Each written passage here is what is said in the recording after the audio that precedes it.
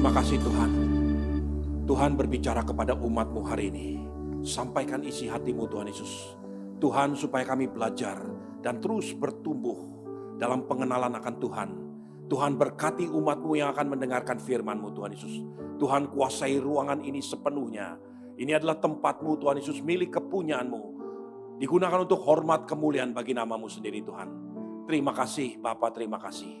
Biar kami kembalikan segala pujian, hormat, ucapan syukur dan kemuliaan bagi nama-Mu. Berbicara kepada umat-Mu hari ini Tuhan. Terima kasih Bapa, terima kasih. Beri hamba-Mu bahasa yang sederhana, supaya nama Tuhan sendiri yang dipermuliakan. Terima kasih Tuhan, terima kasih. Di dalam nama Tuhan Yesus Kristus, semua umat Tuhan yang siap diberkati Tuhan sama-sama katakan, amin. Sebelum saudara duduk, saudara beri salam satu sama lain. Katakan, hari ini luar biasa karena engkau hadir di tempat ini. Terima kasih, terima kasih. Terima kasih tim Praise and Worship yang luar biasa. Amin. Silakan duduk saudara dalam hadirat Tuhan, supaya semua kita belajar dan membuka hati kita di hadapan Tuhan. Sepanjang tahun ini kita sudah belajar terus tentang takut akan Tuhan. Nah, saya berdoa supaya saudara sungguh-sungguh menghidupi takut akan Tuhan ini. Saudaraku, hari ini kita sampai kepada bagian terakhir daripada takut akan Tuhan, karena ini ada bulan terakhir di tahun ini, dan kita akan terus masuk dalam tuntunan dan rencana Tuhan di waktu-waktu ke depan. Saudaraku, saya ingin ajak saudara untuk melihat satu kebenaran firman Tuhan. Mazmur 111 ayat yang kelima. Mazmur 111 ayat yang kelima, silakan.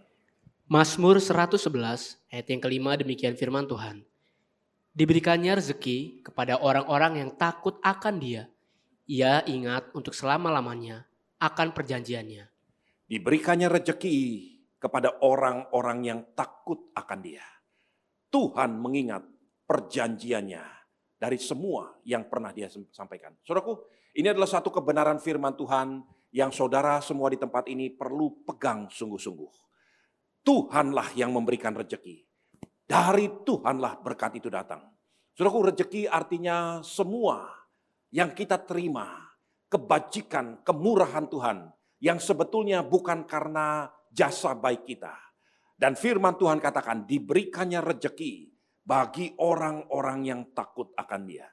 Saudaraku, hari ini saya ingin meneguhkan dan mengajak saudara untuk belajar betul-betul percaya bahwa Tuhan yang kita sembah akan memberi rezeki kepada saudara-saudara yang sungguh-sungguh belajar hidup takut akan Tuhan.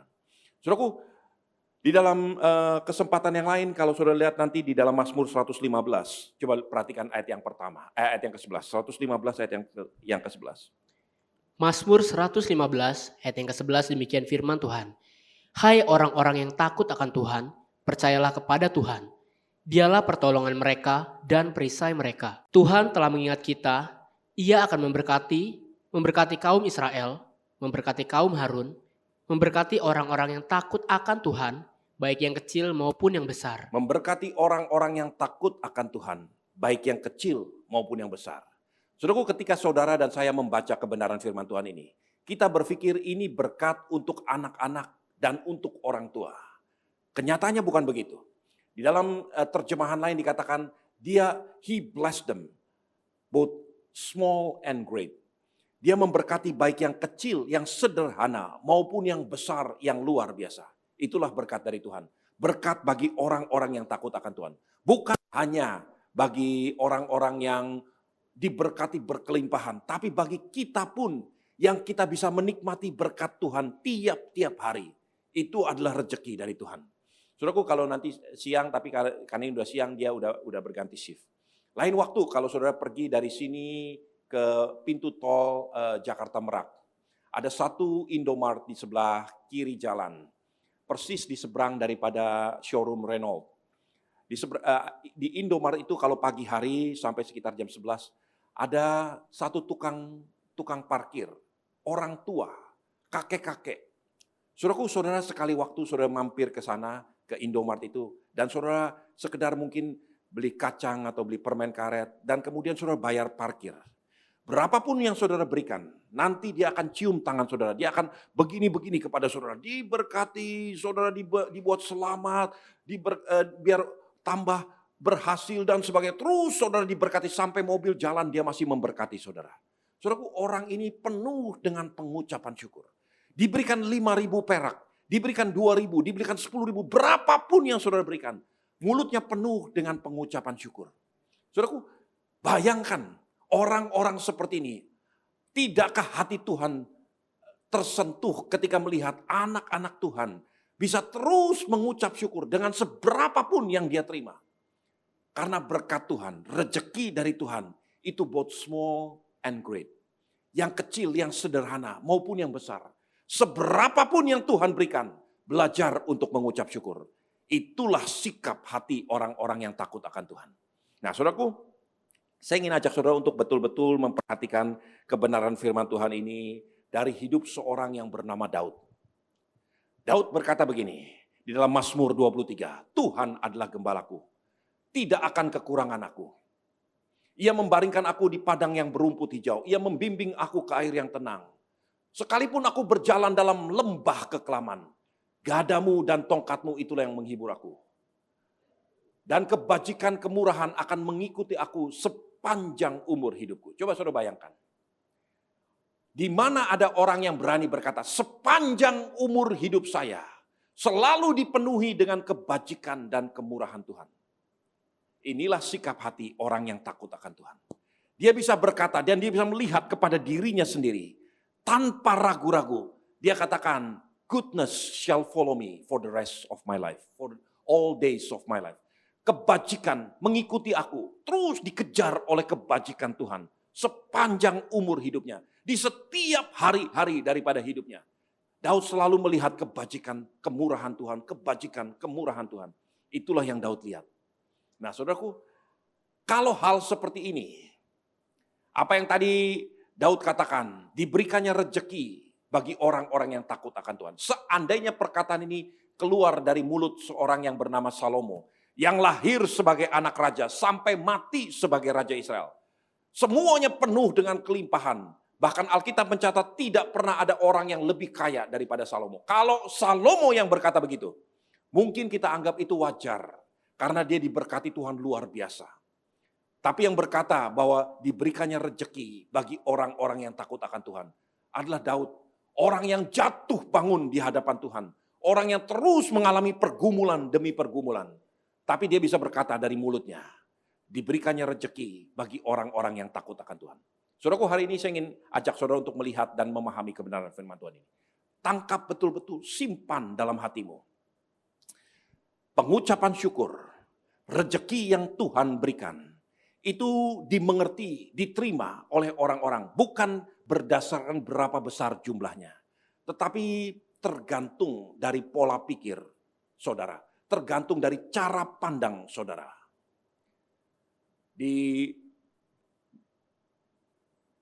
Kurang lebih di pertengahan atau di middle daripada India. Ada seorang petani namanya Ali Hafed. Ini cerita nyata. Ali Hafed mewarisi lahan pertanian dari keluarga besarnya. Tiap-tiap hari dia mencangkul ladangnya untuk berkebun. Dia menerima itu secara cuma-cuma dari keluarganya. Dan dia bekerja apa adanya. Satu kali dia mendengar dari orang-orang, dari kabar burung, bahwa di selatan lebih daripada India, di sekitar benua Afrika, ada diamond mine, ada berlian-berlian yang ada di dalam dasar bumi. Ali Hafed berpikir mencari kesempatan, sampai satu kali dia bertekad bahwa dia ingin mencoba mengadu nasib. Akhirnya satu ketika dijual seluruh lahan perkebunannya daripada Ali Hafed. Dia pergi ke Afrika untuk mencari tambang berlian di Afrika. Dengan tidak mengetahui apapun tentang berlian, tentang diamond. Ali Hafed pergi mencoba ke sini, ke situ. Bolak-balik gagal. Lebih dari 2 tahun dia coba. Semua hasil jualan daripada ladangnya lama-kelamaan habis untuk mencoba ini, mencoba itu. Ketika dia menghadapi keadaan yang putus asa, tidak berhasil sama sekali. Dia mulai murung dan dia mulai menyalah-nyalahkan segala-galanya. Akhirnya dia mengambil kesempatan untuk gantung diri. Dia bunuh diri. Dia mati sia-sia. Sementara di ladangnya dibeli oleh seorang sederhana. Orang itu belajar satu perkara. Kalau kamu kerja keras, kamu sungguh-sungguh, pasti Tuhan buka jalan. Ada satu pepatah yang berkata begini, it's gonna be okay at the end. Ketika Tuhan memberkati, ketika Tuhan membuka jalan, everything is gonna be okay at the end. Dan kalau tidak okay, that's not the end. Semuanya akan baik-baik saja pada akhirnya. Kalau tidak baik, itu belum pada akhirnya. Nah, ini prinsip yang dimiliki oleh orang yang membeli ladang daripada Ali Hafed. Dia bercocok tanam, dia gali ladangnya. Ternyata dia temukan batu-batuan. Saudaraku, saya juga bergerak di bidang perkebunan atau peternakan. Satu hal yang paling berbahaya, paling jelek dari tanah-tanah yang kita gunakan untuk perkebunan adalah kalau tanah itu mengandung batu-batuan. Karena akar-akar pohon tidak bisa menyerap banyak sari makanan. Diambilin, dibuang, disingkirkan batu-batuan. Tapi tanah itu penuh dengan batu-batuan. Sampai ada beberapa sungai kecil yang mengalir di tanah itu. Dan penuh dengan batu-batuan. Satu kali ketika dia sedang bongkar batu-batuan, dia menemukan ada satu seperti batu kaca gitu ya. Cukup besar, dia pikir ini cukup bagus, sudah dibawa pulang, dicuci, dijadikan gantungan dari kancing baju. Dia pergi kemana-mana sambil mencangkul dengan kancing baju dari batu yang dia temukan di ladangnya. Satu kali dia bertemu dengan satu orang teman itu berkata, coba saya lihat, ini kancing baju menarik. Dilihat, diperhatikan, dia berkata, kamu tahu nggak ini apa? Ini adalah diamond terbesar yang pernah saya lihat. Dipanggil ilmuwan, dipanggil para geologis. Dilihat, ternyata tanah itu mengandung begitu banyak diamond. Sampai hari ini, Golconda Diamond Field adalah diamond yang paling terkenal. Permata-permata yang ada di tahta mahkota daripada Raja Charles III. Itu diambil dari Golconda Diamond Field. Saudaraku, Ali Hafed tidak menyadari. Ketika dia mencangkul tanahnya, dia memimpikan sesuatu yang ada di luar sana, di Afrika. Dia tidak pernah bisa bersyukur dengan apa yang dia ada. Tiap-tiap hari dia menginjak-injak diamond field terbesar di dunia. Saudaraku, hari ini saya ingin sampaikan. Apapun yang terjadi dalam hidupmu, tergantung cara pandang saudara.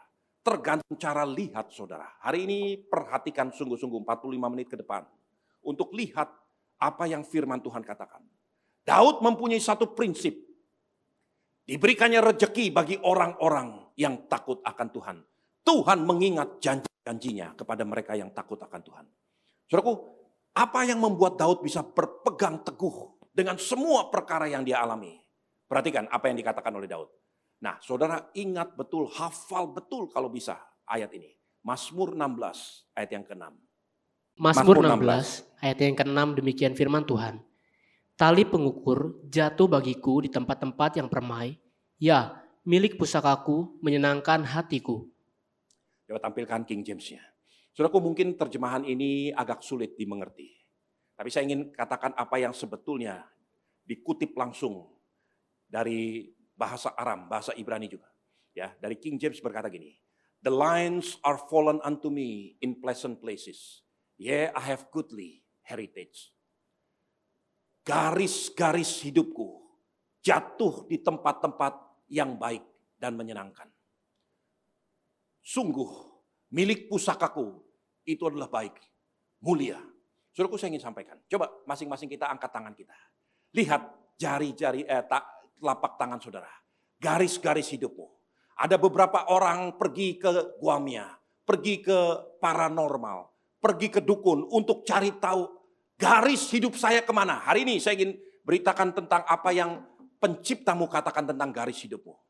Katakan, ikuti perkataan saya. Garis-garis hidupku jatuh di tempat-tempat yang baik dan menyenangkan. Sungguh milik pusakaku adalah baik dan mulia. Itulah kata penciptamu tentang engkau. Saudaraku, jangan takut tentang hari esok. Jangan takut tentang apa yang kau alami. Daud bisa mengarungi seluruh perjalanan hidupnya karena dia pegang satu perkataan ini. The lines are fallen unto me in pleasant places. Yeah, I have goodly heritage. Garis hidupku jatuh di tempat-tempat yang baik dan menyenangkan. Sungguh milik pusakaku itu baik, itu mulia. Saudaraku, dengan bekal ini, Daud berjalan di muka bumi sebagai anak di rumah Isai. Anak bontot di rumah Isai. Daud tidak pernah dianggap oleh Isai. Daud dikucilkan, dianggap seperti anak bawang oleh Isai. Ketika ada perkara-perkara baik terjadi, Daud tidak diikutsertakan. Ketika ada pekerjaan berat, Daud yang diutus. Anak bontot diutus untuk menjaga kambing domba. Tidur bersama kambing domba. Dan harus berjuang melawan singa dan beruang. Mempertaruhkan nyawanya. Di mana perasaan orang tua yang harus mengorbankan anaknya sendiri seperti itu. Saudaraku, dulu waktu saya kuliah, saya bekerja sebagai supir truk. Saya bekerja sebagai pekerja-pekerja kasar, apapun saya kerjakan. Tapi ketika saya mulai punya anak, kadang-kadang saya nggak tega melihat anak saya harus mengerjakan apa yang saya kerjakan. Tapi saya harus melatih dia dengan pekerjaan yang sedikit lebih ringan daripada apa yang harus saya alami. Kadang-kadang saya dibentak-bentak, diomelin oleh pemimpin perusahaan. Saya bayangkan kalau itu terjadi buat anak-anak. Berat hatinya. Tapi Isai tidak melakukan seperti itu. Isai justru menempatkan Daud di tempat-tempat yang paling tidak enak. Daud menjaga kambing domba. Bukan seperti peternak hari-hari ini. Seorang pengembala, seorang rancher yang punya ranch kambing domba. Pada waktu itu mereka harus pergi berhari-hari membawa kambing dombanya makan rumput dan tidur di padang rumput. Dia harus berjaga-jaga terhadap singa dan beruang. Dia mempertaruhkan nyawanya sendiri untuk melawan singa dan beruang. Itulah pekerjaan Daud. Dan papahnya bisa tidur. Kakak-kakaknya bisa menikmati pesta. Satu sore, Nabi besar Samuel datang ke kota itu. Seluruh penduduk kota ketakutan. Dan mereka bertanya-tanya, adakah engkau membawa kabar damai atau kabar celaka? Samuel berkata, aku datang membawa kabar baik. Kemudian Samuel singgah di rumah Isai. Isai gemetar ketakutan. Apa maksudnya Samuel datang ke tempat ini? Lalu Samuel berkata, kumpulkan anak-anakmu laki-laki. Karena Tuhan akan berperkara hari ini. Dikumpulkan semuanya, anak-anaknya, satu persatu. Eliab mulai, Abinadab, semua dikumpulkan sampai 7 anak laki-laki yang dewasa. Samuel melihat satu persatu. Bukan ini. Sampai 7-7-nya. Samuel pusing dan dia berkata, Tuhan, kok nggak ada yang Tuhan tentukan? Lalu Samuel bertanya kepada Isai, inikah semua anak-anakmu? Isai baru ingat, oh masih ada satu lagi. Dia ada di di ladang menggembalakan kambing domba. Panggil dia, kita tidak akan makan sebelum dia datang ke sini. Daud datang dengan pakaian berbau kambing domba. Pakaian lusuh, tidak seperti kakak-kakaknya yang lain. Dengan pakaian pesta yang sudah wangi dan sudah berurap, sudah berminyak dan sebagainya. Daud datang dengan pakaian kotor. Lalu dia ketakutan bertemu dengan Nabi besar Samuel. Dia berlutut, dia katakan apa yang aku perbuat? Apa yang harus aku perbuat lagi? Apakah aku harus membersihkan tempat ini untuk pesta pora? Lalu Samuel berkata, dia keluarkan tanduk berisi minyak. Dituangkan ke kepala Daud. Dan Samuel mengurapi Daud sebagai raja di depan orang tuanya, di depan kakak-kakaknya. Orang yang dibuang, orang yang tidak dianggap. Dalam satu mazmurnya, Daud melantunkan satu lagu. Dia katakan, sekalipun ayahku dan ibuku meninggalkan aku. Kadang-kadang sebagai orang, sebagai manusia biasa, sebagai anak muda. Kalau papa mamahmu tidak menerima engkau. Kalau papa mamamu tidak mengharapkan engkau. Tidak berlaku baik terhadap engkau. Itu menimbulkan satu sakit, satu kekecewaan yang sangat mendalam. Saya melihat begitu banyak anak-anak muda. Dia putus asa. Dia tidak lagi mau meneruskan cita-citanya. Dia tidak lagi mempunyai semangat apapun. Kenapa? Karena dia tidak diharapkan. Bahkan oleh papa mamanya sendiri. Papa mamanya terus mengucilkan dia. Menyalahkan dia. Menekan dia terus menerus. Anak seperti itu lama-kelamaan juga pasti akan kecewa. Akan menyalahkan Tuhan, menyalahkan semua orang. Dia menjadi minder dan tidak percaya diri. Ada satu jenis binatang namanya ular, satu jenis ular namanya rattlesnake. Itu buntutnya bisa bergetar. Dan getarannya itu menimbulkan suara. Rattlesnake itu adalah ular yang berbisa, ditemukan di beberapa tempat-tempat dan di padang-padang gurun. Ketika rattlesnake ingin ditangkap, dia lari, dia mencoba untuk melindungi dirinya. Tetapi ketika dia kejebak di tempat yang tersudut, dia tidak punya tempat berlari dan dia tahu dia di dalam keadaan yang sangat berbahaya. Apa yang dilakukan oleh rattlesnake? Dia menggigit dirinya sendiri. Dia meracuni tubuhnya sendiri sehingga dia mati. Dia bunuh diri. Ini pribadi seperti rattlesnake. Ada lagi binatang lain namanya Raja Wali. Dia tidak punya musuh siapapun. Tidak ada burung yang mampu bersaing dengan dia. Kecuali pemburu-pemburu ulung. Pemburu-pemburu ulung bisa membidikkan senapannya. Dan mengejar jalannya burung Raja Wali. Tapi burung Raja Wali itu bisa meliak-liak dan terbang begitu tingginya. Sampai satu ketika dia melihat bahaya itu betul-betul mengancam. Pemburu itu tidak terus mengikuti jalannya terbangnya Raja Wali ini. Dia akan punya satu senjata terakhir. Dia terbang ke arah matahari. Matanya bisa menatap matahari, dia bisa menutup seperti seliput. Dia bisa terbang menuju ke arah matahari. Dan pemburu itu menjadi buta sesaat karena tidak mampu untuk menatap matahari. Dan kemudian Raja Wali itu bisa terbang, meninggalkan semuanya. Saudaraku, ada dua pribadi. Saudara bisa menjadi seperti rattlesnake. Dalam keadaan kepepet, dalam keadaan kejepit, dalam keadaan susah payah. Engkau bisa melukai dirimu sendiri. Engkau bisa putus asa, putus harapan. Atau seperti Raja Wali. Dia tidak pernah putus harapan. Daud itu pribadi seperti ini. Ketika dia mengalami satu masalah dalam rumahnya. Dia memainkan satu kecapinya. Dan dia berkata, Tuhan adalah gembalaku. Takkan kekurangan aku. Saudaraku, dia terus memuliakan nama Tuhan. Karena dia tahu, the lines are fallen unto me in pleasant places. Garis-garis hidupku jatuh di tempat-tempat yang baik dan menyenangkan. Sungguh milik pusakaku itu baik. Saudaraku, orang-orang seperti ini tidak pernah putus asa. Kemudian Daud berpindah. Dia sampai ke istana Saul. Di istana Saul dia dikejar-kejar oleh Saul. Dia disuruh menjadi badut yang menghibur Saul. Ketika Saul dipenuhi roh jahat, Daud memetik kecapinya dan kemudian menghibur Saul. Setelah terhibur, Saul malah menjadi orang gila. Dia ambil tombaknya, dia tancapkan ke arah Daud. Daud berhasil menghindar. Berkali-kali ini terjadi. Coba saudara bayangkan. Di rumahmu, papah mamahmu tidak mengharapkan kau. Engkau bertumbuh bekerja. Di dalam pekerjaan, bosmu ingin mencelakakan kau. Apakah orang seperti ini tidak layak untuk berkata, di mana Tuhan? Di mana kebajikan yang aku terima? Tapi Daud berkata gini, sungguh kebajikan dan kemurahan belaka akan mengikuti aku sepanjang umur hidupku.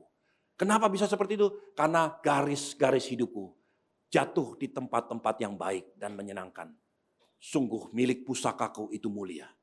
Saudaraku, inilah konsep yang cara berpikirnya Daud. Dimanapun apapun yang terjadi dalam hidupnya. Dia diberikan kelegaan sedikit. Dia berhasil menghindar lari daripada Saul. Dia berhasil sampai ke satu kota namanya Gad. Di sana rajanya adalah Ahis. Raja Ahis dan seluruh pegawai-pegawainya ingin mencelakakan Daud.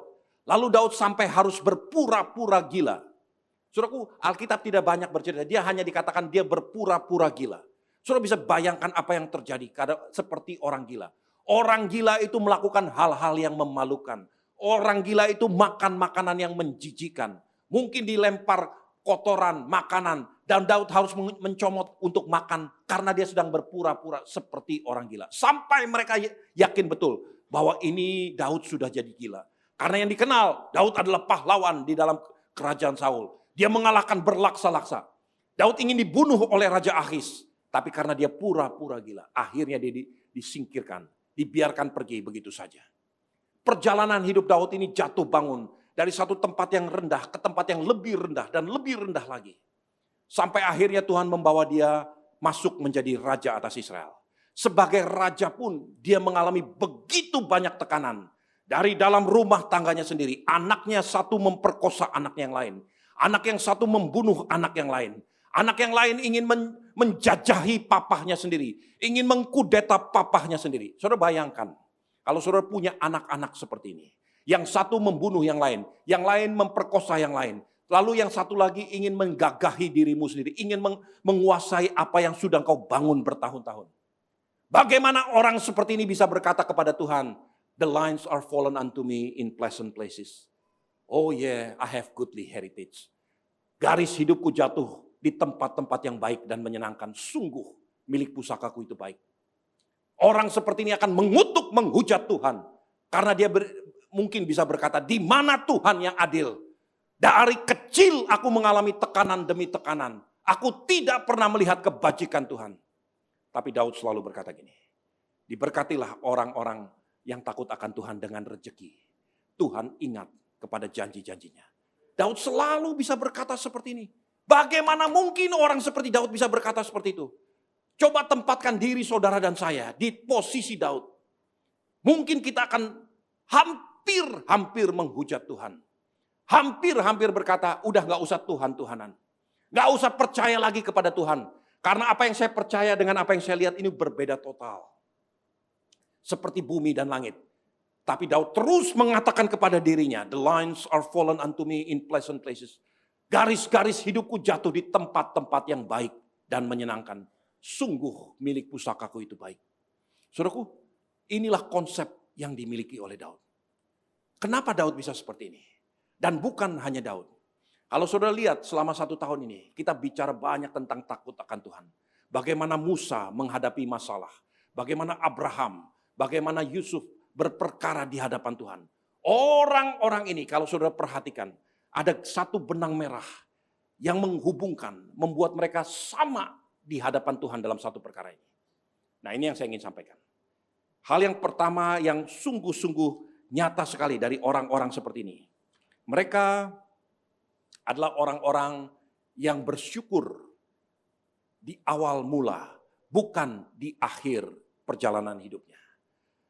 Pada umumnya kita bersyukur ketika kita sudah mencapai sesuatu. Kita merayakan sesuatu karena sudah mencapai titik yang baik. Dipromosi kita bersyukur. Diberikan rejeki kita bersyukur. Diberikan kemurahan kita bersyukur. Diberikan panjang umur, disembuhkan, kita bersyukur. Semua kita lakukan pada akhir daripada perjalanan. Tapi Daud berbeda. Dia bersyukur di awal, sebelum semuanya terjadi. Dia sudah bersyukur. Kenapa Daud bisa berkata begitu? Alkitab mencatat begini, Daud bangun pagi-pagi, mempersiapkan korban ucapan syukur, persembahan bagi Tuhan. Dia lakukan itu sebelum dia mengalami semuanya. Karena dia punya pandangan yang berbeda. Ini sungguh-sungguh saya ingin menanamkan satu pola pandang yang berbeda dari orang-orang yang takut akan Tuhan. Dia betul-betul percaya kepada Tuhan Allahnya. Dia bersyukur karena Tuhan itu baik. Sekalipun yang dia lihat itu belum terjadi. Ada 2 orang gadis namanya Corrie ten Boom dan Betsy ten Boom. Orang Yahudi dari Belanda. Mereka ditangkap dan dijebloskan ke dalam satu penjara kamp konsentrasi di Ravensbrück di Jerman.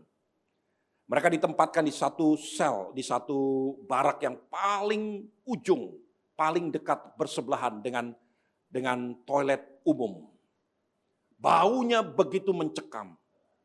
Lalat berterbangan, sangat menusuk baunya. Tiap-tiap hari, pagi, siang, sore, malam dia ada di tempat itu.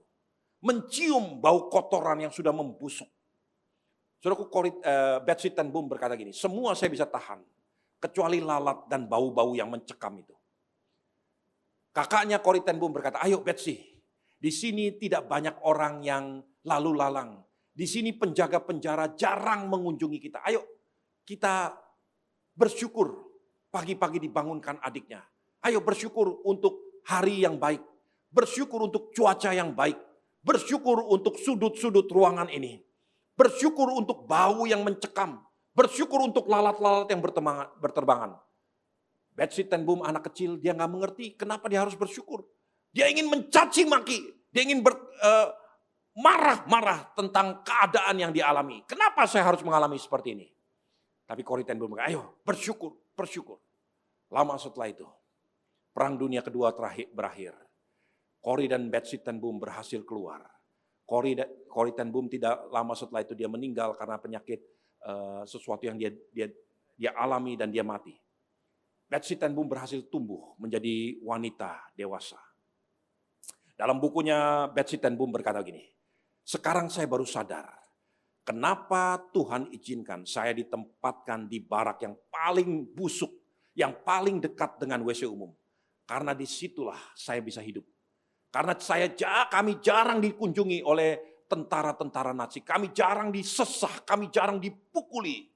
Kami cuma dikirim makanan, udah makan. Dengan seadanya, tapi kami bisa bertahan hidup karena kami ada di sana. Teman-teman kami yang ada di barak-barak lain yang lebih baik, mereka tidak akan bertahan. Karena disesah, dipukuli, dipecuti. Dan kalau jatuh sedikit mereka dimasukkan ke dalam gas chamber. Saudaraku, kadang-kadang kita nggak mengerti apa yang Tuhan izinkan terjadi dengan kita. Sesuatu yang kurang baik sekalipun, ada rencana Tuhan. Nah, saudaraku, Betsy ten Boom belajar untuk bersyukur di awal sebelum kejadian apa-apa terjadi. Nanti pada waktunya dia akan melihat ada rencana Tuhan. Itulah yang Daud lakukan. Dia bersyukur di awal-awal. Nah, saudaraku, kemudian bukan hanya itu. Kenapa orang-orang seperti Daud ini bisa mempunyai satu pola pandang yang berbeda? Saudaraku, saya ingin ajak saudara memperhatikan hal yang kedua. Baik Daud maupun orang-orang tokoh-tokoh Alkitab yang ada di dalam Alkitab. Yang hidupnya disebut sebagai orang-orang yang takut akan Tuhan. Mereka mempunyai satu kapasitas yang sangat menggelitik hati saya. Coba saudara lihat ya. Keluaran 20 ayat yang ke-21. Di Keluaran 20 dikatakan satu kali Tuhan datang kepada umatnya. Dalam bentuk guruh yang mengguntur, halilintar yang saling menyambar. Satu pemandangan yang sangat menakutkan, asap yang tebal. Thick darkness dikatakan, satu kegelapan yang sangat pekat. Dan semua orang ketakutan menjauhi, melindungi dirinya, menjauhi gunung itu. Karena mereka ketakutan. Lalu Musa berkata, jangan takut. Tujuannya supaya takut akan Tuhan ada padamu. Dan Alkitab mencatat gini, ayat 21, silakan. Keluaran 20 ayat yang ke-21 demikian firman Tuhan. Adapun bangsa itu berdiri jauh-jauh, tetapi Musa pergi mendekati embun yang kelam di mana Allah ada. Tetapi Musa mendekati embun yang kelam, thick darkness, kegelapan yang paling pekat di mana Tuhan ada. Saudaraku, saya bertanya-tanya, bagaimana mungkin Musa bisa melihat Tuhan ada di dalam kegelapan? Di dalam himpitan yang sangat berat, di dalam perkara yang tidak menyenangkan, di dalam kekecewaan, di dalam jalan buntu, orang bisa melihat Tuhan. Musa bisa melihat Tuhan di tengah-tengah kegelapan yang sangat-sangat berat, sangat-sangat thick, sangat-sangat tebal, kekelaman yang paling gelap gulita. Tapi Musa bisa melihat Tuhan. Daud bisa melihat Tuhan ketika dia berkata, sekalipun aku berjalan dalam lembah kekelaman, gadamu dan tongkatmu itulah yang menghibur aku. Bagaimana Daud bisa melihat gada dan tongkat Tuhan di dalam lembah kekelaman? Sepertinya Daud bisa melihat apa yang tidak mampu dilihat orang lain. Nah, saudaraku, saya ingin sampaikan. Inilah yang disebut iman yang benar. Perhatikan sungguh-sungguh iman orang-orang yang takut akan Tuhan. Selama ini kita mengenal yang namanya hope atau harapan adalah sesuatu yang mungkin terjadi, mungkin tidak terjadi. I hope it will be a good day today. Saya harap hari ini cerah hari ini. Apakah hari ini akan cerah? Belum tentu. Apakah hari ini tidak akan mendung? Belum tentu. Apakah nanti malam tidak akan hujan? I don't know. Saya hanya berharap hari cerah. Masuk ke dalam pernikahan. Semoga berhasil. Kenapa semoga berhasil? Apakah tidak pasti berhasil? Semoga berbahagia. Apakah tidak pasti berbahagia? Ya belum tahu. Karena belum kelihatan belangnya. Gitu ya. Ini sekarang baru menikah. Wah, semuanya baik. Tapi nanti setelah 10 tahun, setelah 20 tahun, belum tentu baik. Semua itu tanda tanya besar. Itulah pengertian banyak manusia tentang hope, tentang pengharapan. Ya, saya berharap semuanya baik. Saya berharap akan menjadi berhasil. Saya berharap Tuhan akan tolong. Lihat apa yang dikatakan oleh Daud. Mazmur 130 ayat yang ke-6. Mazmur 130 ayat yang ke-6. Jiwaku mengharapkan Tuhan lebih daripada pengawal mengharapkan pagi. lebih daripada pengawal mengharapkan pagi. Biarkan ditayangkan di sini. Saudara perhatikan, apa yang Daud katakan tentang pengharapan yang ada dalam dirinya. Jiwaku mengharapkan Tuhan, lebih daripada pengawal mengharapkan pagi. Lebih daripada pengawal mengharapkan pagi. Pagi yang merekah, fajar yang merekah, itu pasti akan terjadi. Bukan seperti udara yang segar, bukan seperti hujan yang tidak turun atau mungkin turun. Bukan seperti cuaca yang baik, mungkin tidak baik. Tapi pagi pasti akan datang, pasti merekah. Itulah harapan seorang pengawal. Dan Daud berkata tentang harapannya kepada Tuhan, bahkan lebih daripada itu. Aku mengharapkan Tuhan lebih daripada seorang pengawal mengharapkan pagi. Lebih daripada pengawal mengharapkan pagi. Itulah kuncinya. Kenapa Daud bisa berkata kepada dirinya sendiri, garis-garis hidupku jatuh di tempat-tempat yang baik dan menyenangkan. Sungguh milik pusakaku itu baik dan mulia. Kenapa Daud bisa berkata begitu? Karena dia percaya total kepada firman Tuhan. Walaupun yang dia lihat tidak sama seperti apa yang dia harapkan. Tapi dia berharap sesuatu yang pasti yang sesuai dengan Tuhan katakan. Tadi kita nyanyikan. Allah di sini, sepasti udara segar yang kuhirup. Dia sepasti fajar yang merekah setiap hari. Dengarlah doaku ya Allah yang hidup. Saudaraku, kalau pengharapanmu kepada Tuhan tidak seperti ini, engkau tidak akan bisa bertahan.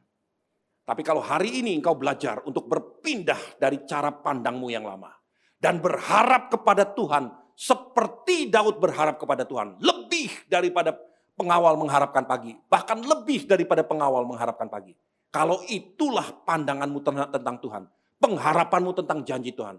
Maka engkau akan mengalami sesuatu yang luar biasa dalam hidupmu. Apapun yang terjadi, engkau akan bisa bersyukur kepada Tuhan. Nah, saudaraku, saya ingin titipkan dua pesan ini kepada saudara-saudara di tempat ini. Menutup tahun 2023 dan memasuki tahun 2024 yang akan datang. Belajar untuk percaya kepada Tuhan. Orang yang takut akan Tuhan akan menerima rezeki dari Tuhan. Tiap-tiap hari.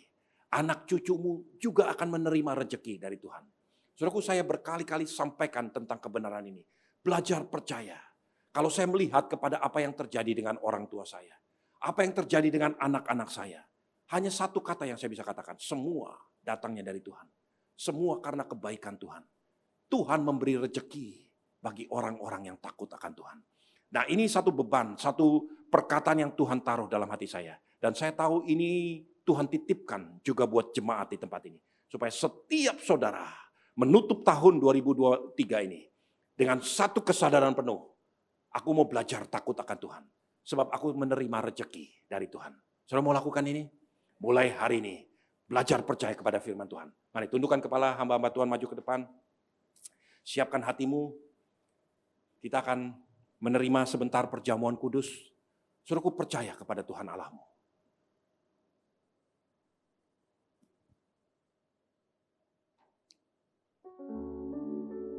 Apapun yang terjadi di dalam hidupku, selalu ku berkata, Tuhan Yesus baik.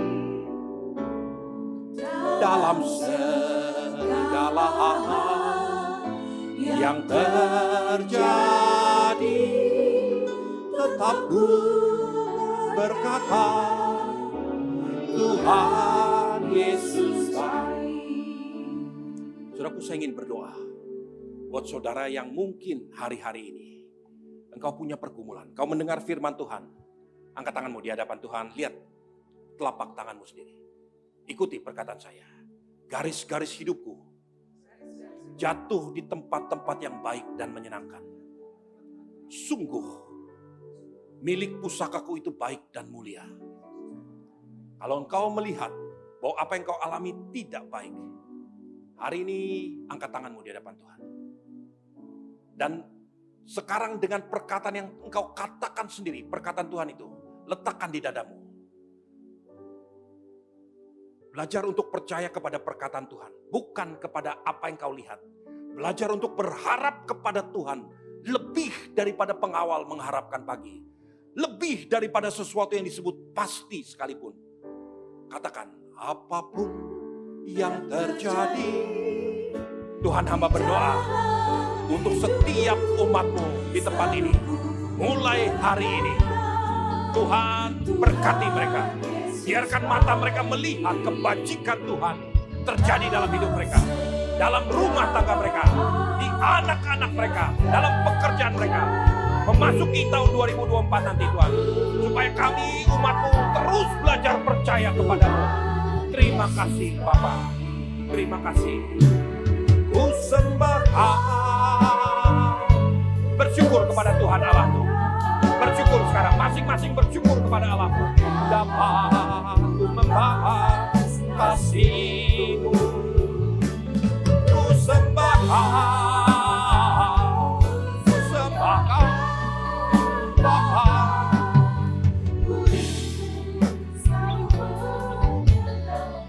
Terima kasih Tuhan. Mulai hari ini, miliki pandangan yang benar. Pandangan orang-orang yang takut akan Tuhan. Ada rezeki bagi orang-orang yang takut Tuhan. Dalam nama Tuhan Yesus Kristus. Haleluya. Amin.